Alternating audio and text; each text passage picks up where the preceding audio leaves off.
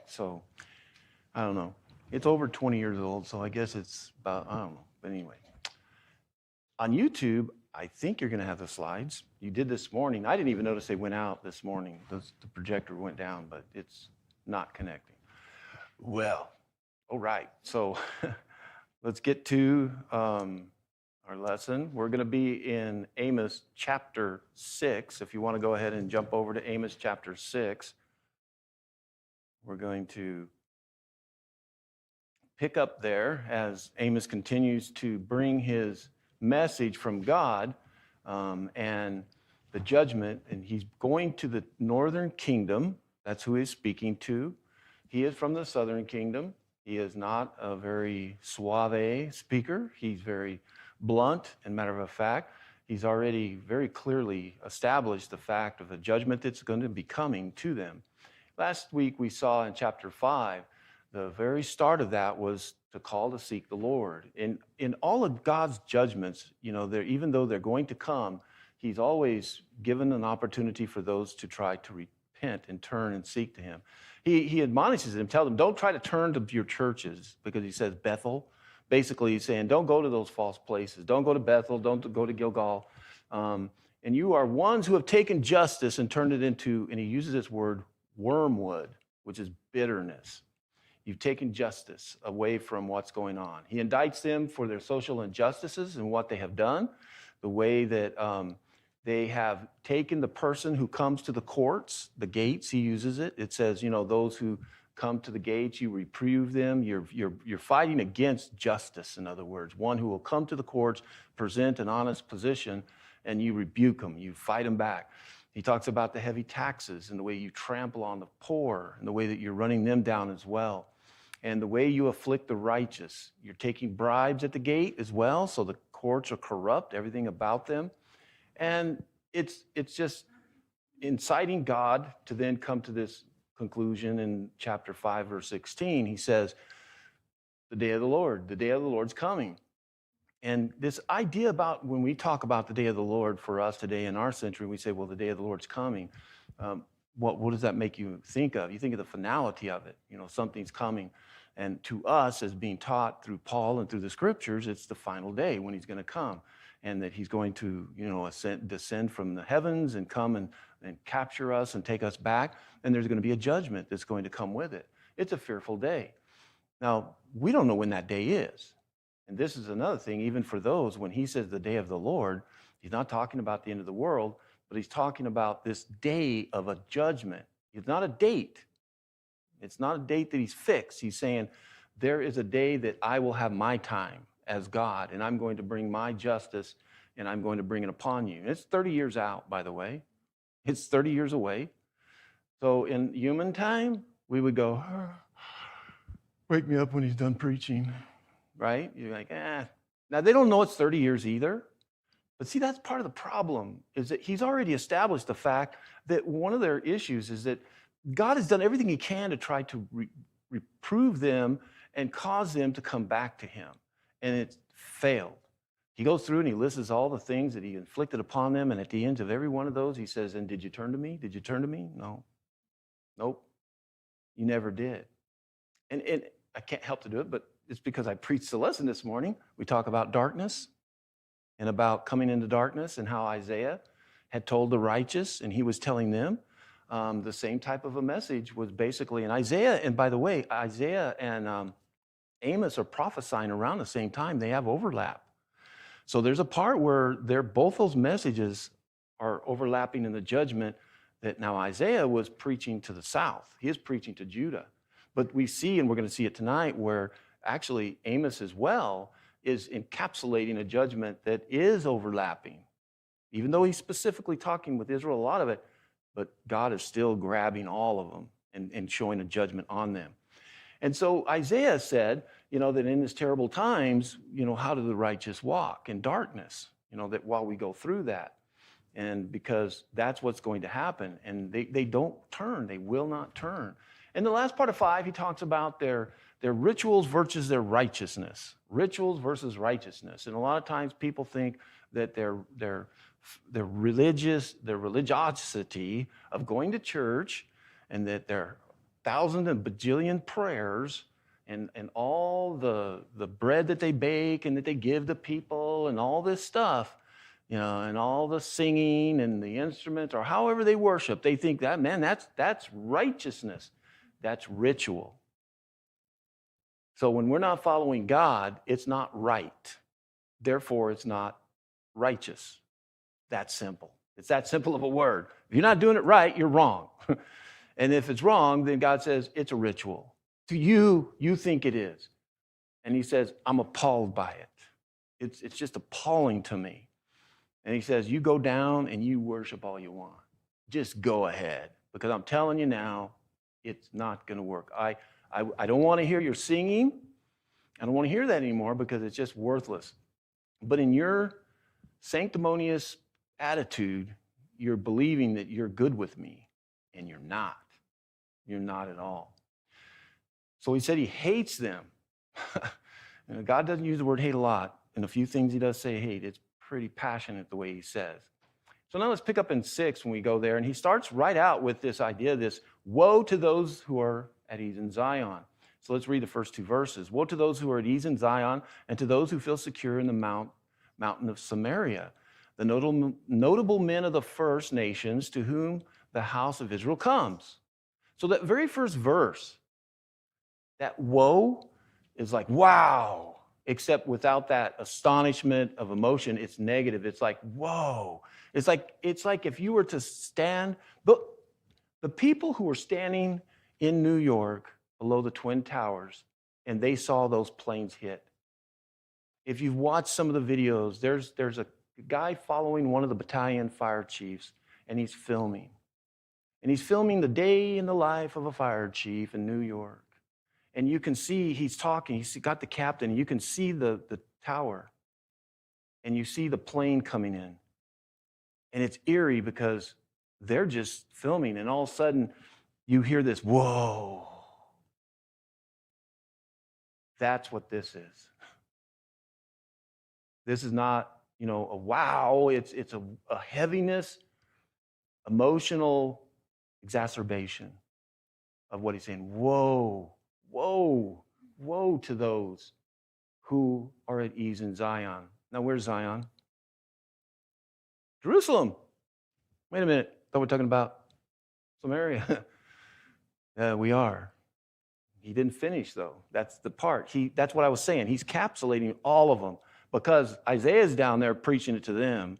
They've got a judgment coming. Now, it's going to come about 100 and something years later, but theirs is coming as well. Northern kingdom, 30 years away. But he's saying, woe, woe to those in ease at Zion and to those who feel secure on mountain of Samaria. Samaria is on the opposite end. It's on the opposite end, and it was a fortified area that they felt very secure. Nobody can invade us. That's one of the biggest fallacies is for a country or a city or some place to say, we're invincible. Yeah, I remember there was a particular ship that was unsinkable. Remember the Titanic? It's unsinkable. First voyage. Tyre is another one. It was a city that nobody could defeat. Matter of fact, even the Babylonians, Nebuchadnezzar, couldn't bring them down because they had this little fortified island right outside in the bay, and nobody could get them. Guess what? And God said he's going to destroy them. Guess who got him? Alexander the Great. You know what he did? He tore down every building in stone and started building a causeway out there to the island. So don't ever say that. Don't sit at ease and think that, oh, wow, there's no problem here. And then God, no. And that's what they felt. They felt like, oh, well, we're sitting up here. We're enjoying economic prosperity. We're experiencing peace on our borders. There's no grumblings out there. The Assyrians are kind of quiet. Jonah has gone and preached to them. They've repented, and it's, things are kind of good. But that's the at easeness. And that's what happens when we become comfortable and we stop losing our spirituality. Because when people's banks are full, when everything's going good in life, church attendance falls. That's just a fact. That's not just Church of Christ or somebody. That's across the country. And that's why it's fascinating to watch church attendances throughout the country, the history of America, is that like during the Civil War, during the different major wars, church attendances go up. Spirituality goes up. There was a big boom after World War II in this country. Why? Because they had experienced the darkness and it humbled you. And you realize the frailty of life and a lot of things. But when you start having good health, you have a big bank account, economy's going well, then that's what happens. That's exactly what's going on with Samaria. They see no need to change, because if we're doing well, we must be pleasing God, and that's a fallacy. And that happens with Christians as well. It's very personal. That sometimes when we feel very safe and secure in our church, that churches explode, they come apart, congregations start fighting, or something will happen. And you can't just sit back. So he's talking about, he starts with the notable men, the leaders at first.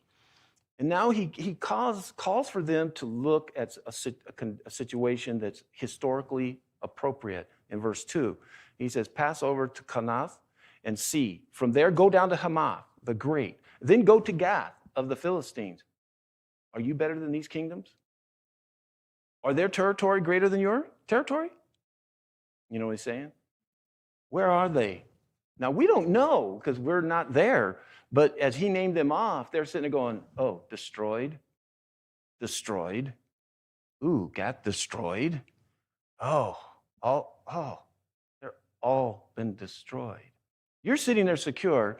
I want you to look around. And he goes all the way around them and says, look at these places, the Philistines, he talks about Gath, Hamath, they're gone.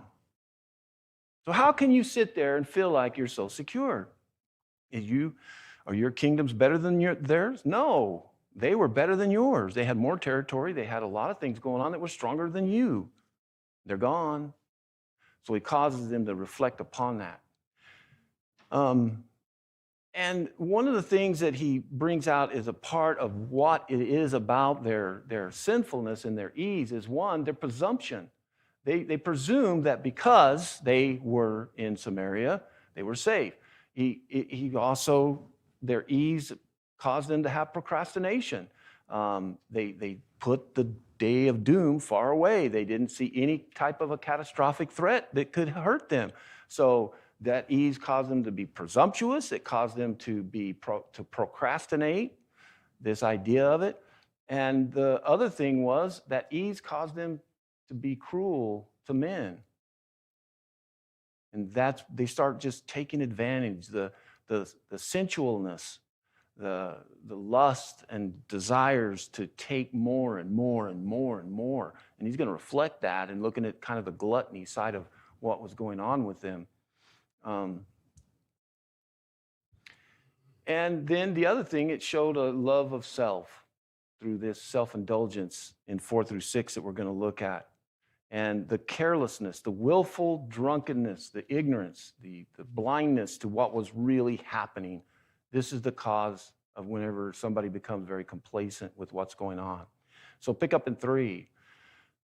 O you who put far away the day of disaster and bring near the seat of violence, woe to those who lie on beds of ivory and stretch themselves out on their couches and eat lambs from the flocks and the calves from the midst of the stall, who sing idle songs to the sound of the harp like David invented for themselves instruments of music, who drink wine in a bowl and anoint themselves the finest oils.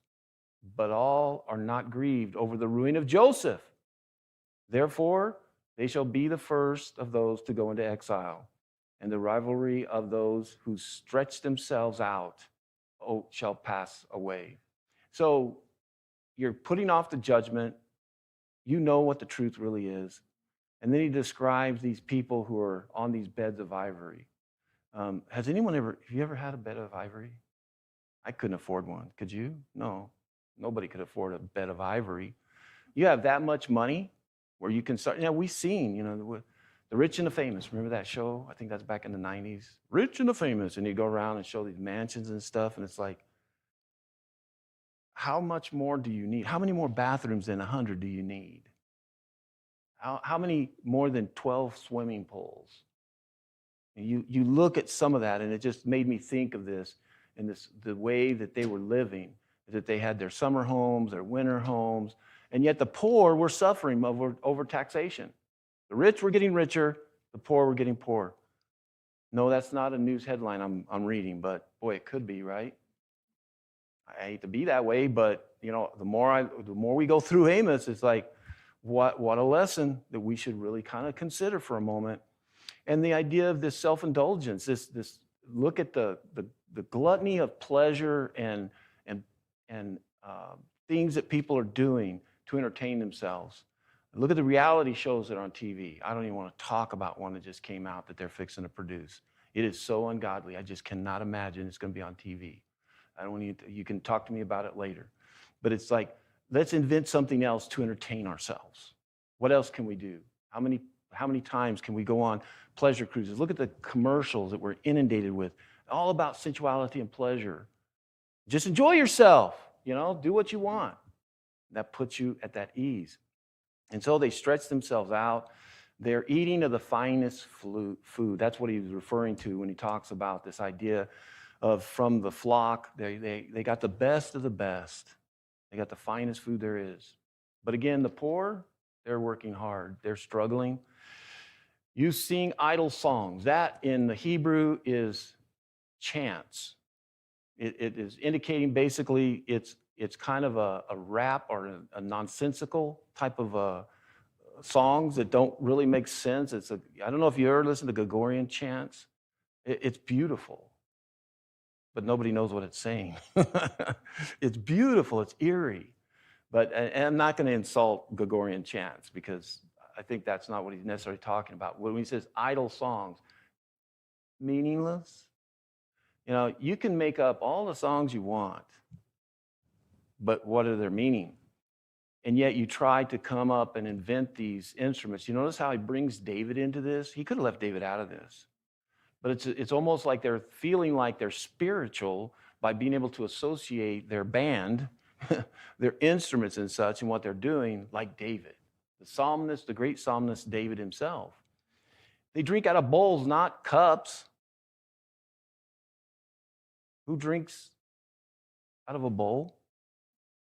My kids did when they lived at home. They'd pick up the bowl and drink, right? That's what he's saying. You can't get enough. That's like me and my coffee. Maybe I shouldn't talk too loud because I got the biggest cup, so I don't have to go. So I probably drink out of a mug of coffee. Maybe I'm a glutton, but it's like that's what they're doing. It's like they can't get enough wine, so let's put it in a big bowl so we can just keep drinking and we don't have to stop. They're drinking out of bowls, and then the finest oils to like adorn themselves, cosmetic products. Look at all the different cosmetic things we have going on today. And I'm not insulting makeup, or there's nothing wrong with that. I mean, but there's just some that just go crazy with it, don't they?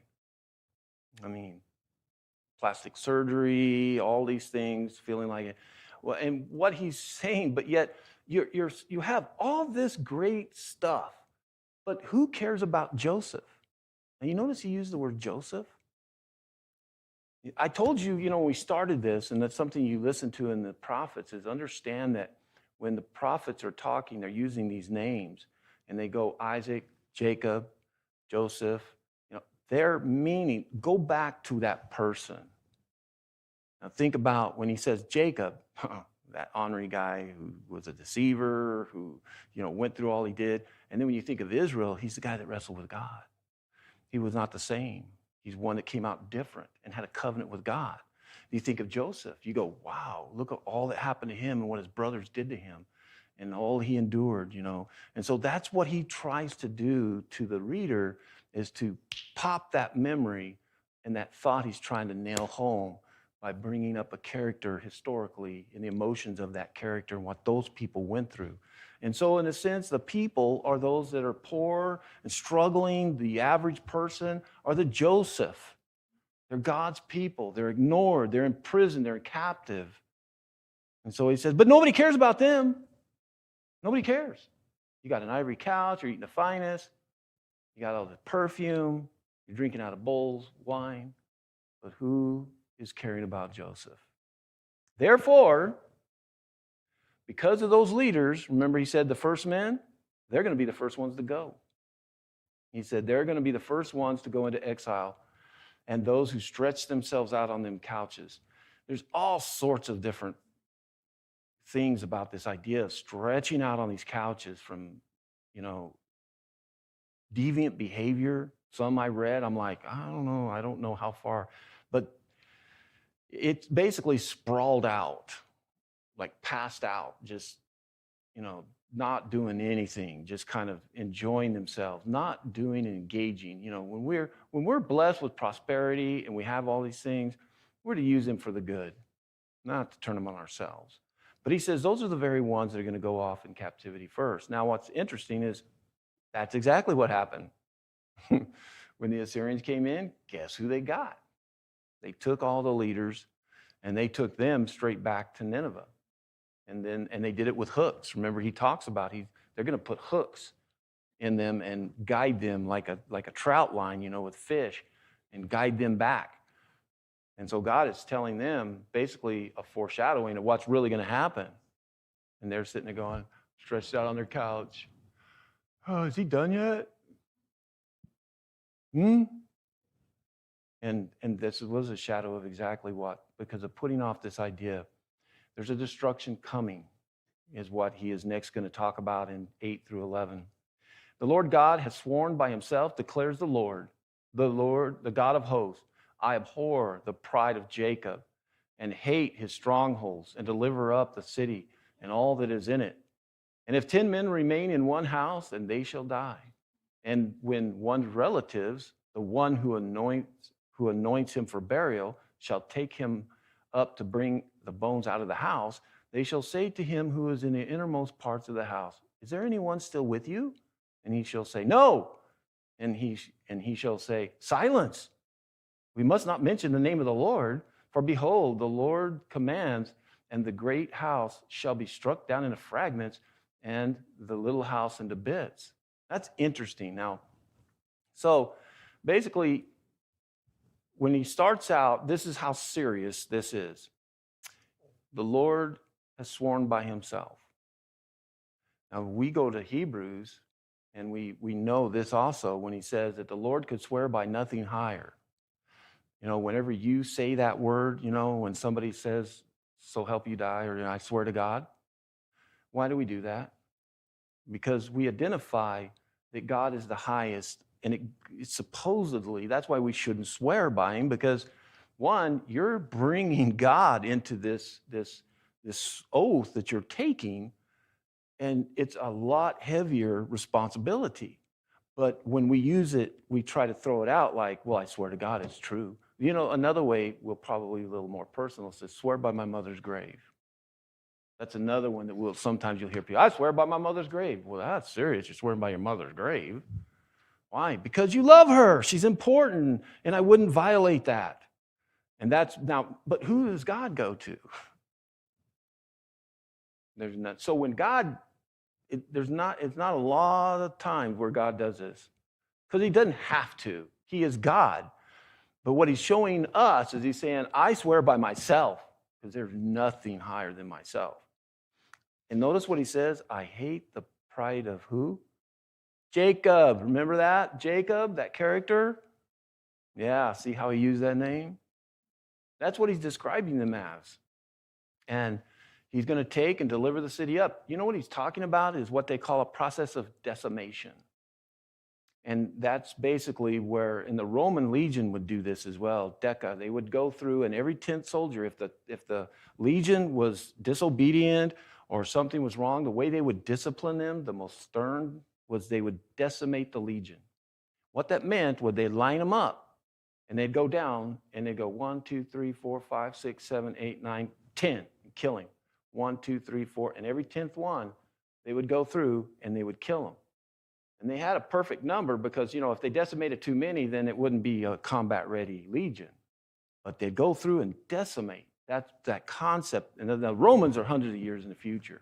But that's what he's saying. I'm going to decimate this ratio.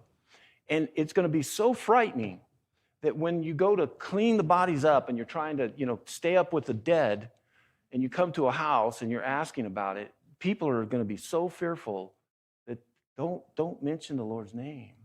Because if you mention his name, it's going to bring him into this situation, and it might cause him to see who I am and then bring the wrath of God upon me. In other words, you're going to identify when it does come, you're going to remember what I told you. And this is going to cause that tremendous fear and that people are going to have whenever this happens, and it really is going to happen. And when people are coming to take the dead out, they're always going to be reminded that this is the day of the Lord. This is a judgment that's coming upon them that they will not be able to get away from. And then he says this is going to be widespread as he goes on in 12 through 14 and rolls up this chapter. These are kind of rhetorical questions. Do horses run on rocks? Does one plow where they're with an oxen? So right away, well, no, you don't run horses on rocks. You could possibly plow. See, this is what's a little different. You think automatically, well, no, you don't plow on rocks. Well, there were fields that you could take an ox and you could plow. But it would be ridiculous. Why would you do that? That's kind of that idea, that no, it's not worth it. We're not doing this. But the admonition is, but you've turned justice into poison and the fruit of righteousness into wormwood. So you've taken the things that you shouldn't do. In other words, horses don't run on rocks. You don't plow. You don't invest in places where you're going to plow with rocks. But what have you done? You've done it. That's what you did. He's kind of comparing that to what they've done with justice by poisoning the fruit of righteousness into a sourness, that wormwood. You rejoice in Lo Debar, who say, have we not by our own strength captured Kerimeth for ourselves? For behold, I will raise up against you a nation, O house of Israel, declares the Lord, the God of hosts. And they shall oppress you from Lebo Hamath to the brook of Abara. That is from one end to the other. This is another one where he's kind of showing the punishment that's going to incorporate even Judah and showing that. So they have this idea that by their own strength, they were able to capture. Now, Kerim was a very prosperous, a very great victory for them. That's something that they were capturing. But then he basically plays on the words when he calls it Lebo. He says that's worthless, in other words. And so he's saying basically, Lo Debar is something of no value. We rejoice in something that's really not value. And again, these are all ways of trying to bring them to that.